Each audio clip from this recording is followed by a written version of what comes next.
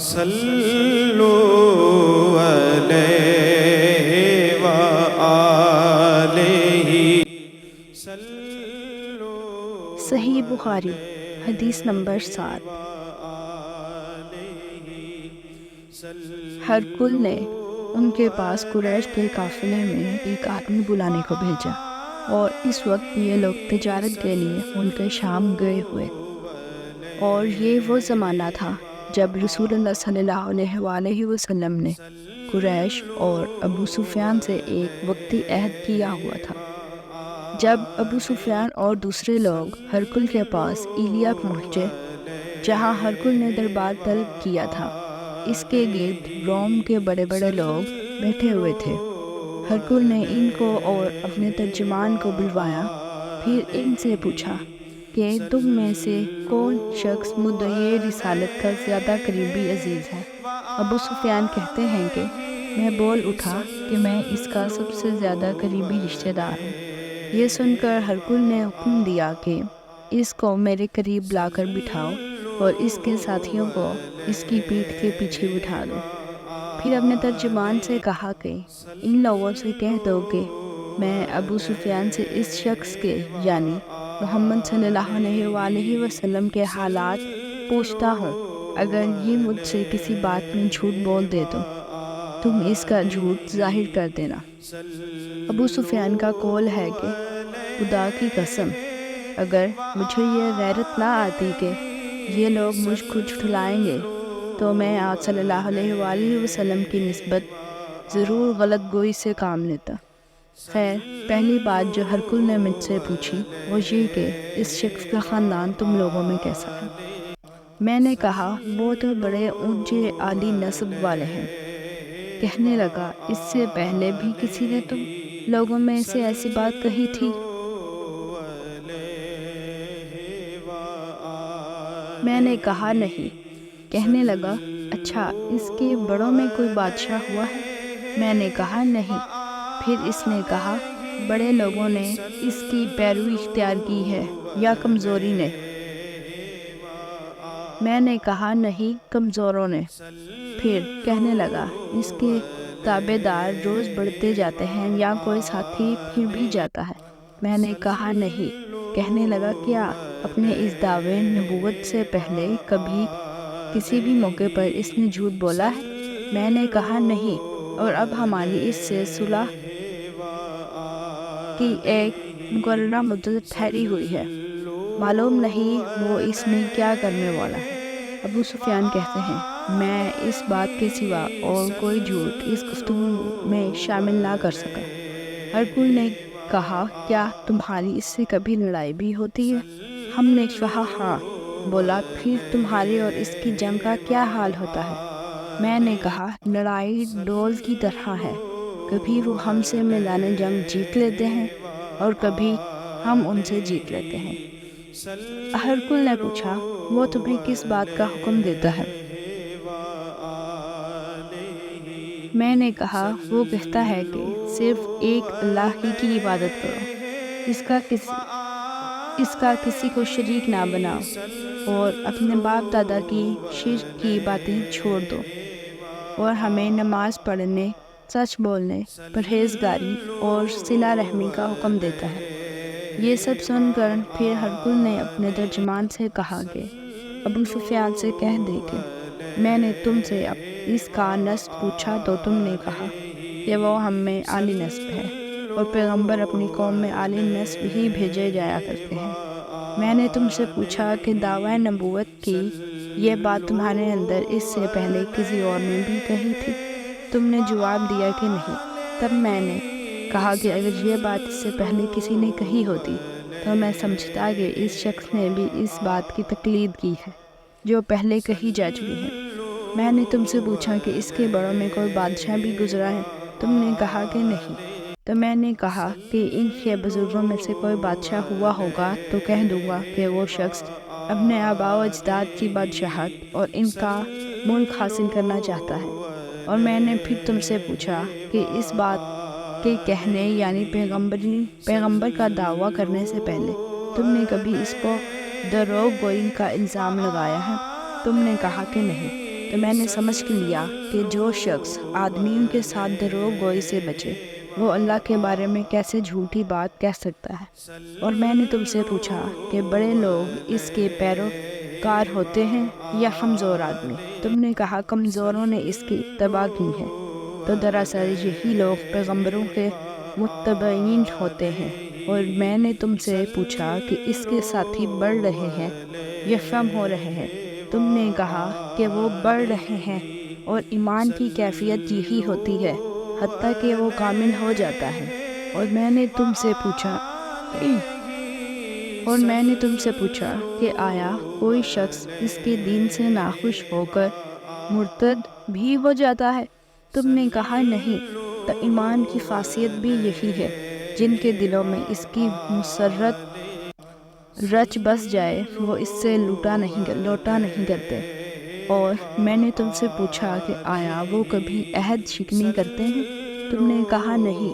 پیغمبروں کا یہی حال ہوتا ہے، وہ عہد کی خلاف ورزی نہیں کرتے۔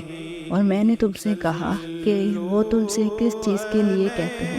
تم نے کہا کہ وہ ہمیں حکم دیتے ہیں کہ اللہ کی عبادت کرو، اس کے ساتھ کسی کو شریک نہ ٹھہراؤ، اور تمہیں بتوں کی پرستش سے روکتے ہیں، سچ بولنے اور پرہیزگاری کا جو حکم دیتے ہیں۔ لہٰذا اگر یہ باتیں جو تم کہہ رہے ہو سچ ہیں تو ان قریب وہ اس جگہ کا مالک ہو جائے گا جہاں میرے یہ دونوں پاؤں ہیں۔ مجھے معلوم تھا کہ وہ پیغمبر آنے والا ہے، مگر مجھے یہ معلوم نہیں تھا کہ وہ تمہارے اندر ہوگا۔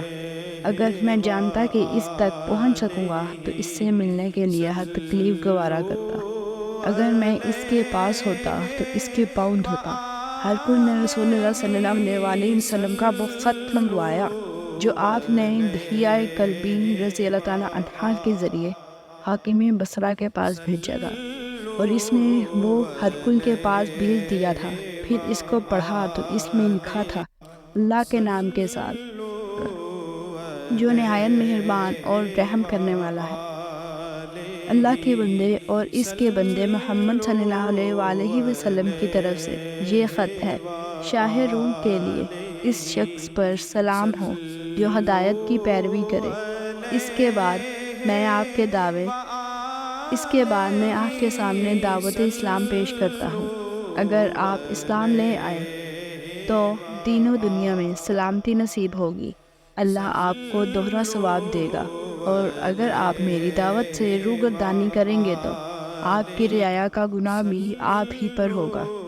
اور اے اہل کتاب، ایک ایسی بات پر آ جاؤ جو ہمارے اور تمہارے درمیان یکساں ہے، وہ یہ کہ ہم اللہ کے سوا کسی کی عبادت نہ کریں اور کسی کو اس کا شریک نہ ٹھہرائیں، اور نہ ہم میں سے کوئی کسی کو خدا کے سوا اپنا رب بنائے۔ پھر اگر وہ اہل کتاب منہ پھیرنے دو، تم ان سے کہہ دو کہ ہم تو ایک خدا کے اطاعت گزار ہیں۔ ابو سفیان کہتے ہیں جب ہرکل نے جو کچھ کہنا تھا کہہ دیا اور خط پڑھ کر فارغ ہوا تو اس کے ارد گرد بہت شور و غوغا ہوا، بہت سی آوازیں اٹھی اور ہمیں باہر نکال دیا گیا۔ تب میں نے اپنے ساتھیوں سے کہا کہ ابو قبشہ کے بیٹے حضرت صلی اللہ علیہ وآلہ وسلم کا معاملہ تو بہت بڑھ گیا ہے۔ دیکھو تو اس سے نبی اصفر روم کا بادشاہ بھی ڈرتا ہے۔ مجھے اس وقت سے اس بات کا یقین ہو گیا کہ حضور صلی اللہ علیہ وآلہ وسلم ان قریب غالب ہو کر رہیں گے، حتیٰ کہ اللہ نے مجھے مسلمان کر دیا۔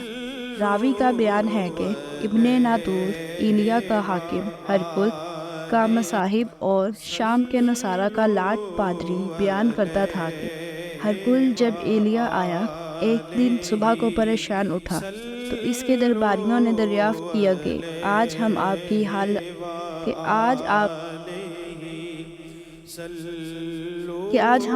کی حالت بدلی ہوئی پاتے ہیں، کیا وجہ ہے؟ ابن ناطور بیان کرتے ہیں کہ ہرکل نجومی تھا، علم نجوم میں وہ پوری مہارت رکھتا تھا۔ اس نے اپنے ہم نشینیوں کو بتایا کہ میں نے آج رات ستاروں پر نظر ڈالی تو دیکھا کہ ختنہ کرنے والوں کا بادشاہ ہمارے ملک پر غالب آ گیا ہے۔ بھلا اس زمانے میں کون لوگ ختنہ کرتے ہیں؟ انہوں نے کہا کہ یہود کے سوا کوئی ختنہ نہیں کرتا۔ سو ان کی وجہ سے پریشان نہ ہو۔ سلطنت کے تمام شہروں میں یہ حکم لکھ کر بھیجے کہ وہاں جتنے یہودی ہیں سب قتل کر دیے جائے۔ وہ لوگ انہی باتوں میں مشغول تھے کہ ہرقل کے پاس ایک آدمی لایا گیا جسے شاہ غسان نے بھیجا تھا۔ اس نے رسول اللہ صلی اللہ علیہ وسلم کے حالات بیان کیے۔ جب ہرقل نے سارے حالات سن لیے تو کہا کہ جا کر دیکھو وہ فتنہ کیے ہوئے ہے یا نہیں۔ انہوں نے اسے دیکھا تو بتلایا کہ وہ فتنہ کیا ہوا ہے۔ ہرقل نے جب اس شخص سے عرب کے بارے میں پوچھا تو اس نے بتلایا کہ وہ فتنہ کرتے ہیں۔ تب ہرقل نے کہا کہ یہی محمد صلی اللہ علیہ وسلم اس امت کے بادشاہ ہیں جو پیدا ہو چکے ہیں۔ پھر اس نے اپنے ایک دوست کو رومیہ خط لکھا اور وہ بھی علم نجوم میں ہرقل کی طرح ماہر تھا۔ پھر وہاں سے ہرقل حمص چلا گیا۔ ابھی حمص سے نکلا تھا کہ اس کے دوست کا خط اس کے جواب میں آ گیا۔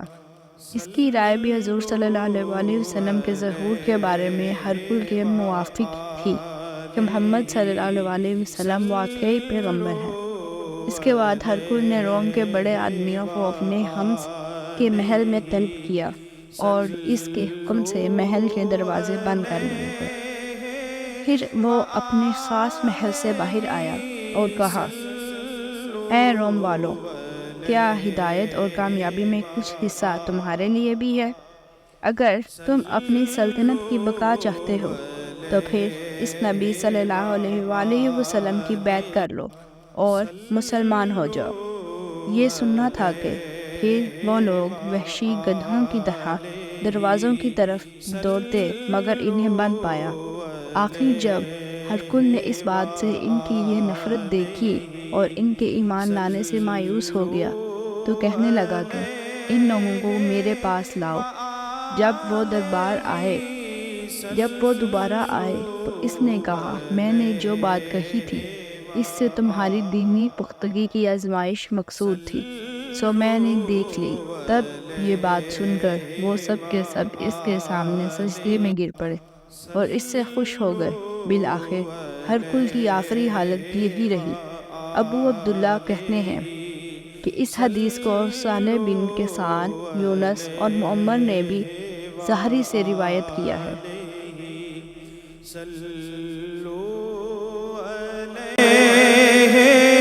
وآلہ